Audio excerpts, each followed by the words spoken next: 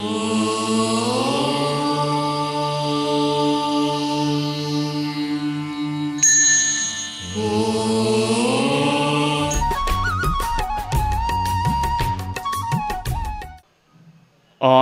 वाङ्मय में कहा गया है आश्रय, नो निहज्ज वीर्यम। धर्माचार्य विहार करते करते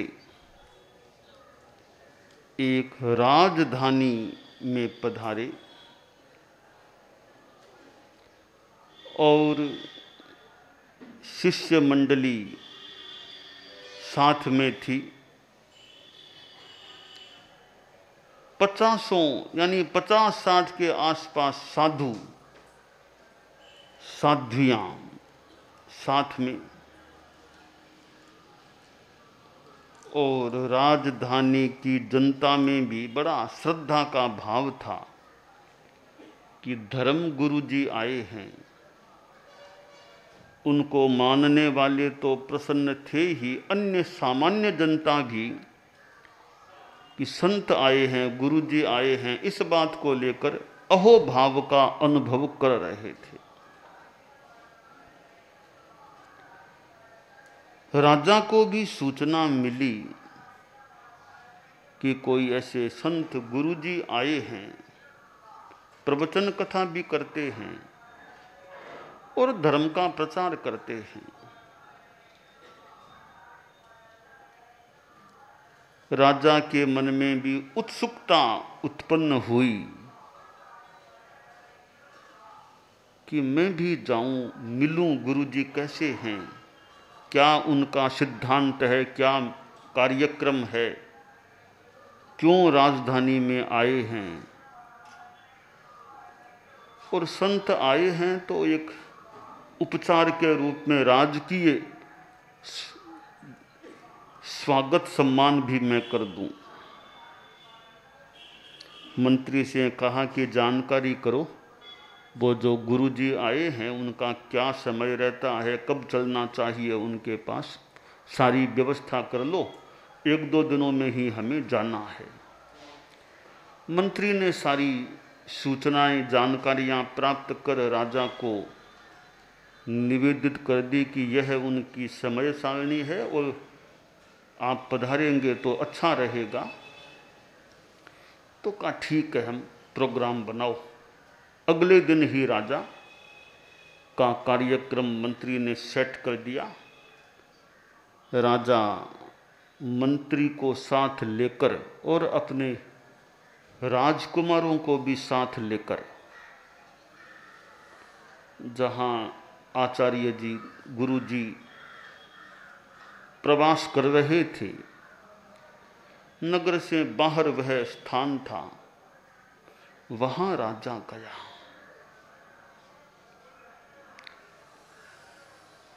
गुरु जी का प्रवचन शुरू हो चुका था। राजा भी प्रवचन में बैठ गया। मंत्री राजकुमार भी पास में स्थित हो गए और गुरु जी का प्रवचन हुआ। मंगल पाठ के साथ प्रवचन कार्यक्रम संपन्न हुआ।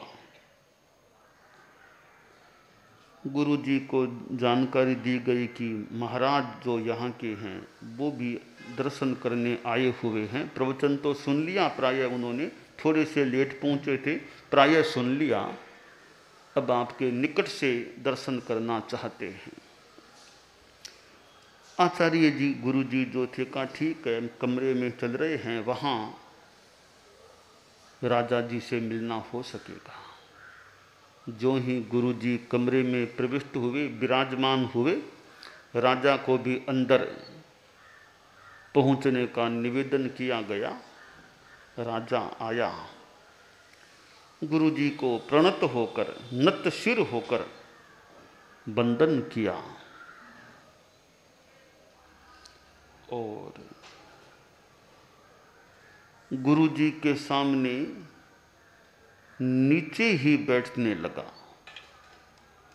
मंत्री आदि बोले, महाराज कुर्सी है ना ऊपर विराजिए, कि नहीं नहीं नहीं, अभी तो नीचे ही बैठना है। ज़्यादा आग्रह किया कि नहीं कुर्सी पर ठीक रहेगा, तो राजा ने कुर्सी पर बैठना स्वीकार किया। बोला गुरुदेव आप पधारे हैं, बड़ा अच्छा लग रहा है, हमारे राज्य की ओर से आपका स्वागत करता हूँ। खैर आप संतों का तो क्या स्वागत है, छोटी बात है स्वागत तो, आप तो त्यागी पुरुष हैं। मुझे आपके बारे में जो जानकारी मिली है उसके अनुसार मुझे बहुत अच्छा लगा कि हमारी राजधानी में एक त्यागी संतों का समूह आया है। राजा अनुभवी था, सारा वहाँ का माहौल देखा। जब संतों को पता चला कि महाराज आए हैं, राजा जी, संत भी बहुत सारे निकट आ गए, आचार्य जी के आसपास बैठ गए। राजा ने संतों को भी देखा, कई बाल मुनि, कई युवा, कई वृद्ध भी थे। राजकुमार मंत्री भी राजा के पास थे। राजा बोला आचार्य जी खूब आप लंबा प्रवास यहाँ कीजिए, चतुर्मास अगला आप यहीं करो, यह हमारी भावना है। आचार्य जी ने कहा चतुर्मास तो अभी अन्य क्षेत्र में निर्धारित हो चुका है, कुछ समय के लिए यहाँ आए हैं। कहा ठीक है आचार्य जी, कभी मौका हो तो एक चतुर्मास राजधानी को भी हमारे यहाँ भी दीजिए। कहा ठीक है, कभी मौका होगा तो, यह तो बाद की बात है, अभी तो कुछ समय के लिए आए हैं, उसका उपयोग जनता करे, यही अभिलषणीय है। राजा बोला गुरुजी, मैंने आपके साधुओं को देखा है, आज ही देखा इतनी निकटता से, तो आपके साधु बड़े प्रसन्न दिखाई दे रहे हैं। छोटे क्या, युवा क्या, वृद्ध क्या, सबके चेहरे सौम्य, शांत और खिलते हुए फूल से लगते हैं। आपके बाल मुनि कितने हंसते खिलते दिख रहे हैं। आचार्य जी, मेरे मन में एक प्रश्न पैदा हो गया। मैंने जब आपके शिष्यों को देखा, फिर मैंने अपने राजकुमारों को भी देखा, तो मुझे लगा अंतर है। आपके शिष्य जितने प्रसन्न हैं, मेरे ये राजकुमार इतने प्रसन्न दिखाई नहीं, न यहाँ न घर में भी, महल में भी कई बार ध्यान देता हूँ, ये इतने प्रसन्न नहीं रहते। आपको श्रम ज़्यादा न पड़े तो, क्योंकि प्रवचन देकर आप पधारे, थकान भी आ गई होगी, श्रम ज़्यादा न पड़े तो आप उत्तर देने का अनुग्रह करें। ये इतने प्रसन्न आपके संत कैसे रहते हैं।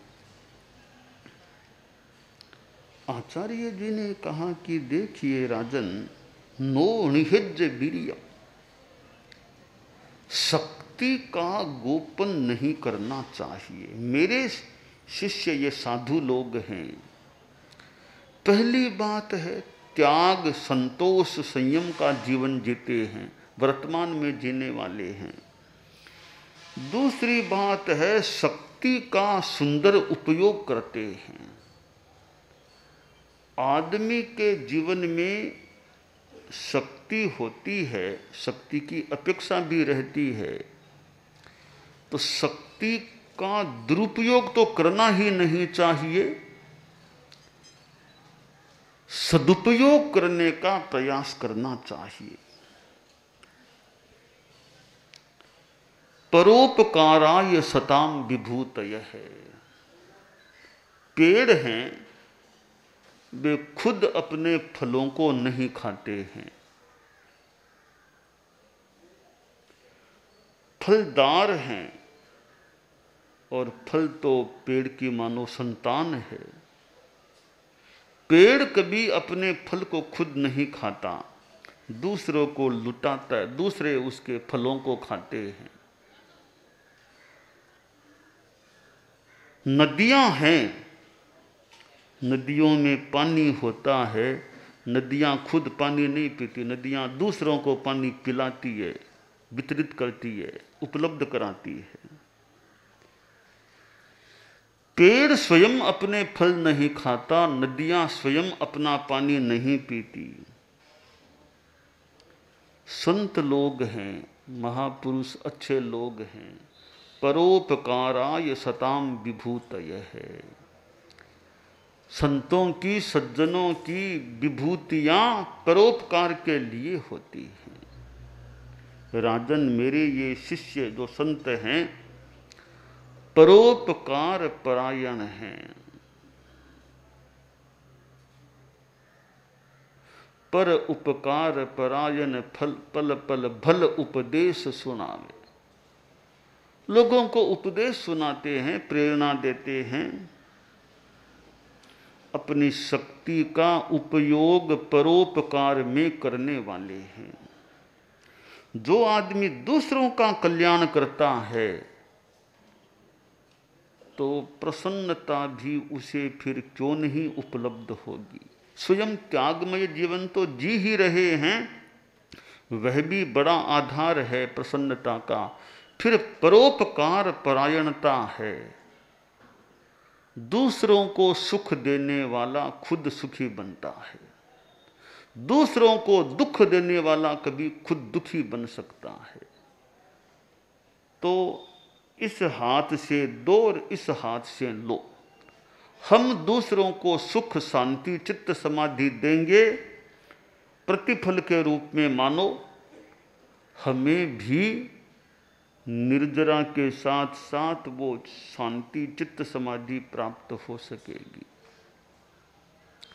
तो ये मेरे शिष्य हैं, पर उपकार करने वाले हैं, अपनी शक्ति को परोपकार में प्रयुक्त करने वाले हैं।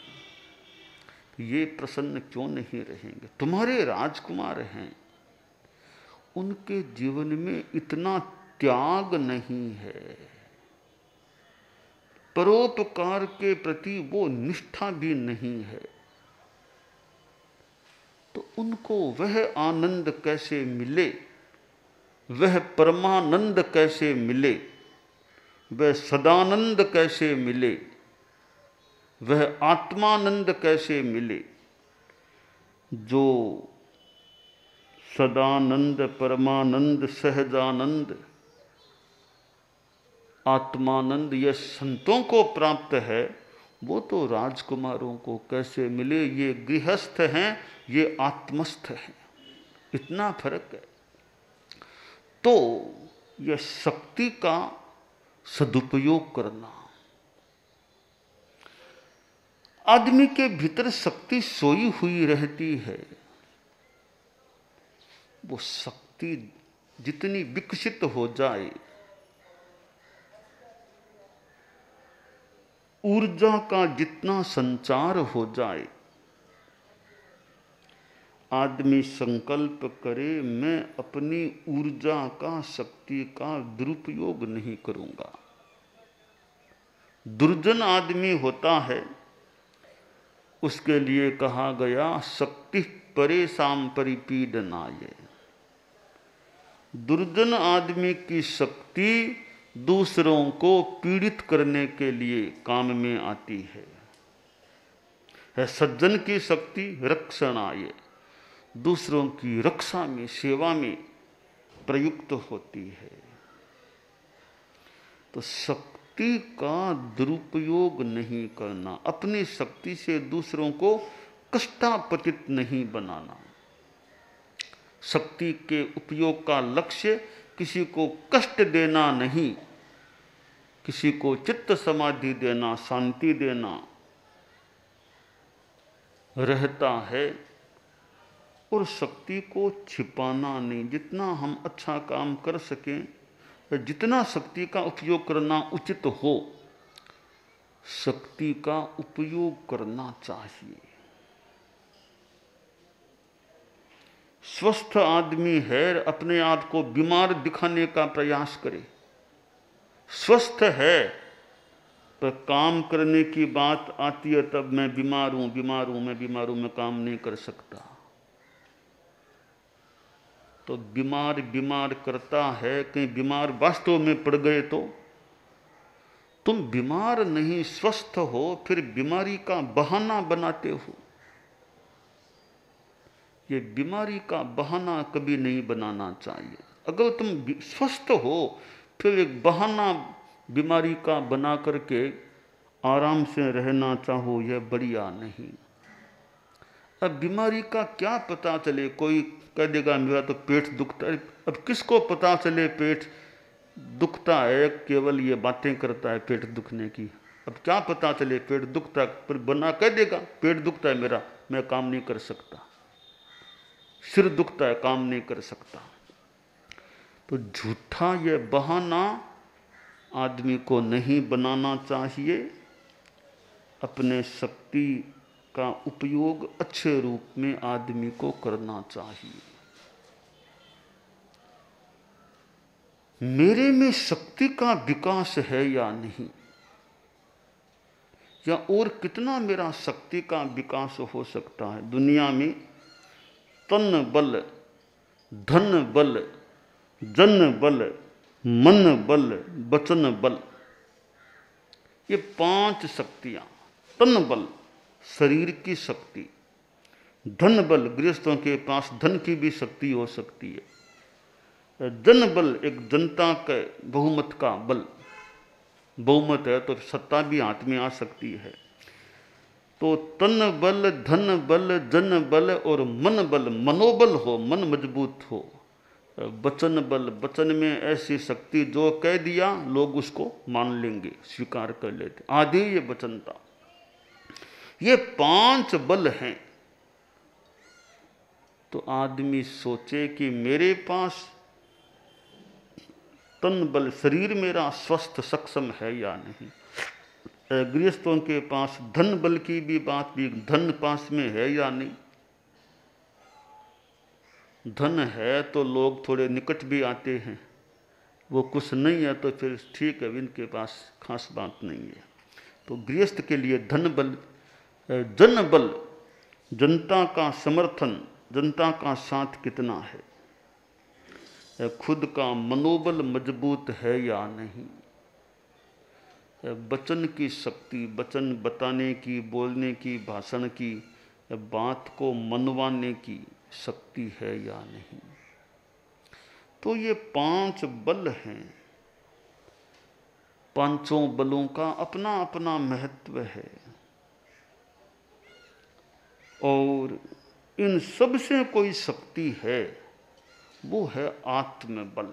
छठी शक्ति कह दें या सर्वोपरि शक्ति है, वो है आत्मबल। आत्मबल के लिए त्याग, संयम, साधना चाहिए, तब आत्मबल मजबूत बन सकता है। तो हम अपने जीवन में अपनी शक्ति का सदुपयोग करें, यह अभिलषणीय है, कमनीय है।